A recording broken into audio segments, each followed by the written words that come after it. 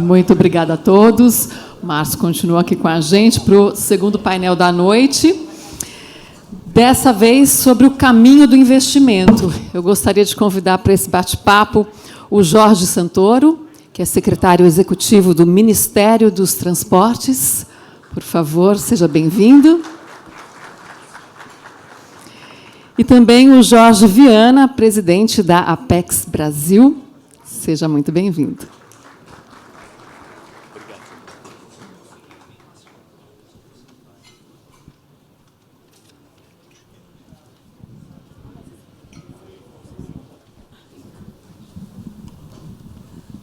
Começo com o senhor, secretário.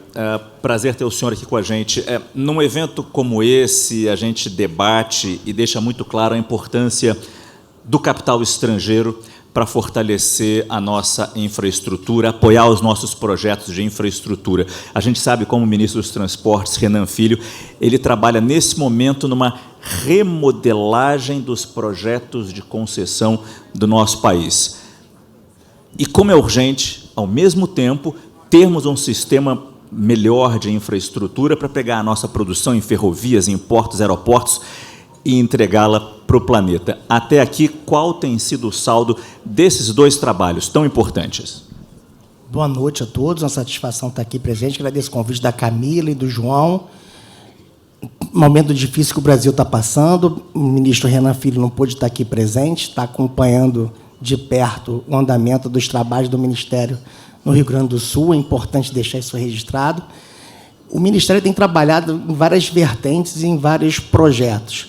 No primeiro momento, a gente está trabalhando em recuperar as concessões existentes. Nós tínhamos um cenário de concessões de rodovias com diversos problemas, contratos estressados e que impediam a participação desses investidores estrangeiros que entraram na primeira, na segunda, na terceira rodada de licitações do Brasil, e a gente precisava dar um endereçamento a esse problema. A gente buscou apoio no Tribunal de Contas da União, e aí o ministro-presidente Bruno Dantas teve um papel fundamental nessa condução, e conseguimos construir uma agenda que nós estamos chamando de otimização de contratos.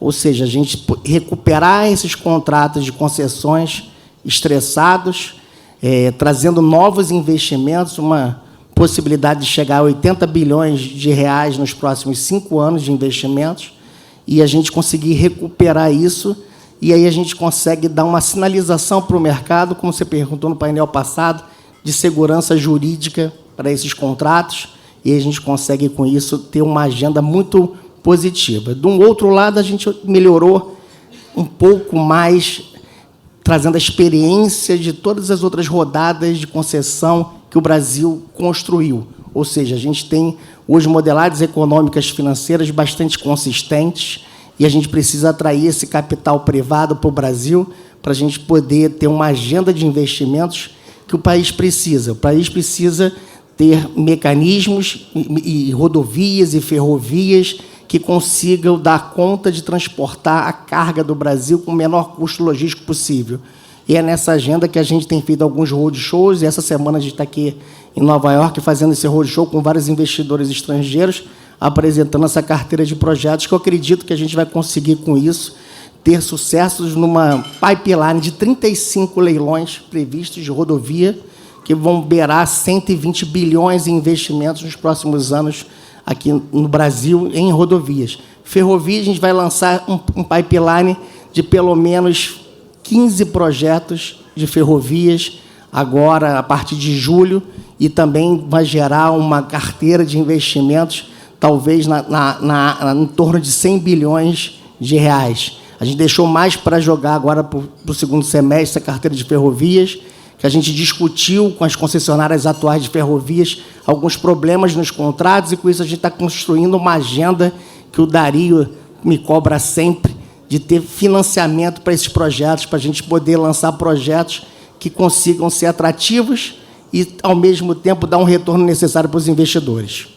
Projetos atrativos, isso é uma expressão interessante, especialmente a gente está com a Apex aqui, que eu gosto de ver a Apex como se fosse uma vitrine, expondo o que o Brasil tem de melhor, tentando atrair esses investimentos, promovendo nossos produtos e nossos serviços lá fora e, ao mesmo tempo, com essa vitrine bonita, trazer esses investidores para setores estratégicos da nossa economia. Mas existe uma questão: como o mundo nos vê, a imagem que existe do Brasil lá fora. O senhor tem rodado o planeta vendendo o Brasil. O que o senhor tem ouvido sobre o nosso país lá? Sim. Bem, boa noite a todas, todos. É uma honra estar aqui. Quero muito agradecer a Camila, que organiza, que se empenha tanto, o João e todos que nos dão essa oportunidade de conversarmos sobre o nosso país.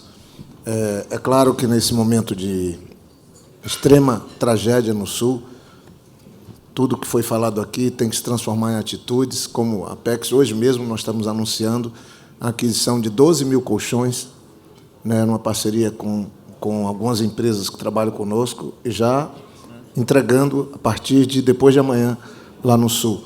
Eu acho que todo mundo pode fazer algo, porque é algo que alcança todos nós, né? E poder responder aqui ao Márcio nesse caminho, para o trabalho que a Apex faz, que são basicamente 2, todo país tem uma agência igual a Apex, todos, muito maiores, a maioria dos casos, mas o trabalho, a primeira tarefa nossa é trabalhar a promoção do país, das empresas, dos negócios brasileiros no mundo. E o outro chapéu é a atração de investimentos. E não dá para você trabalhar a promoção de um país se a imagem do país não for boa. E, com todos nós sabemos, nós estamos aqui num encontro, já falaram banqueiros, já falaram servidores, dirigentes, e ninguém aqui estava reclamando. Estava reclamando. Eu estava vindo aqui ainda há pouco, um banqueiro fazendo uma descrição, até foi mais longe do que o próprio secretário do Ministério da Fazenda, que trouxe aqui um pouco daquilo de bom que o Brasil, que o governo do ministro Haddad e do presidente estão fazendo. Isso é algo a ser considerado. A nossa agenda mudou. Nós não estamos agora nos reunindo para reclamar, mas nós enfrentamos muitas dificuldades, talvez aí por um descompasso interno do país. Isso afetou a imagem. O mundo de hoje, o consumidor está muito exigente. Na hora de comprar, ele quer saber de onde vem, qual a origem do produto. Se tem sustentabilidade ambiental, se tem algum problema social. Como é que é isso? Ninguém consome de qualquer jeito mais. Então, quando você começa a perguntar do ponto de vista do consumidor, isso vai para a regulação dos países também, que começam a criar regras. E aqui eu estou diante de vários governadores, queria cumprimentar parlamentares, mas o governador da região, o Helder. O esforço que está sendo feito no Brasil atualmente muda tudo, muda a imagem. Redução do desmatamento em vez de aumento do desmatamento. Proteção das populações tradicionais, eu estou falando povos originários indígenas, em vez de deixá-los à possibilidade das ameaças. Você tem um grande programa social para acolher as pessoas. Isso vai libertando o país para fazer a tarefa que é mais importante, que é de alcançar os mercados. Aí, eu vou aqui no ponto, nós estamos nos Estados Unidos. O ano passado, o investimento estrangeiro no mundo caiu 30%. E no Brasil? O nosso não caiu, nós fomos o segundo endereço dos investimentos estrangeiros. Isso vem junto com a melhora da imagem, vem junto com as missões. A Apex fez, o ano passado, 8 encontros empresariais com a presença do presidente Lula em 8 países diferentes. Isso não acontecia há mais de meia década. Fizemos na Alemanha, faz 8 anos que não tinha um encontro parecido com aquele que nós fizemos em Berlim. Isso tudo muda. O presidente visitou 25 países. Ele trouxe de volta o que a gente chama de diplomacia presidencial. E sem a diplomacia presidencial, a Embraer não vende avião. O agronegócio, a força dos nossos produtos de exportação, passam a ter muita dificuldade, porque todo país é assim. Todo país trabalha uma combinação dos empresários, dos empreendedores com o governo e com políticas estratégicas de um país. Então, eu encerraria botando os números. Os investimentos estrangeiros no Brasil, acumulado, que eles têm uma técnica de fazer, chega perto de 1 trilhão, 900 bilhões de dólares. Esse país aqui, a maior economia do mundo, é responsável por 228 bilhões de dólares de investimento lá no Brasil.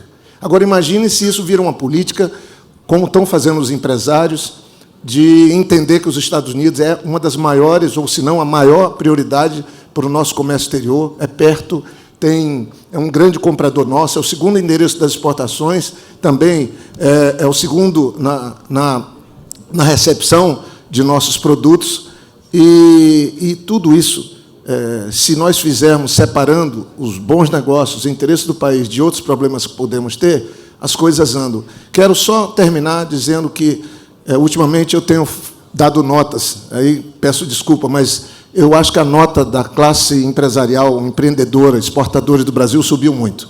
Os exemplos estão em toda parte. Vamos falar que mais de 30% da proteína animal desse país é consumida a partir de ação de empresas brasileiras. 75% do suco de laranja nesse país, de empresas brasileiras. E eu poderia citar muitos outros exemplos.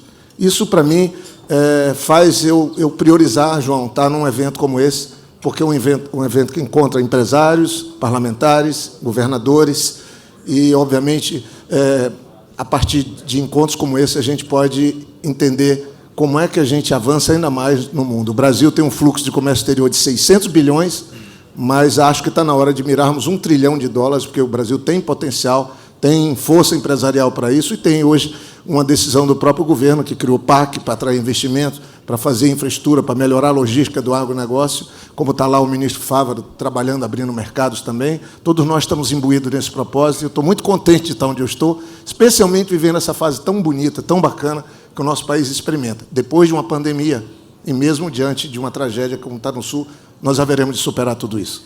Muito obrigado, Jorge Viana e Jorge Santoro. Boa noite.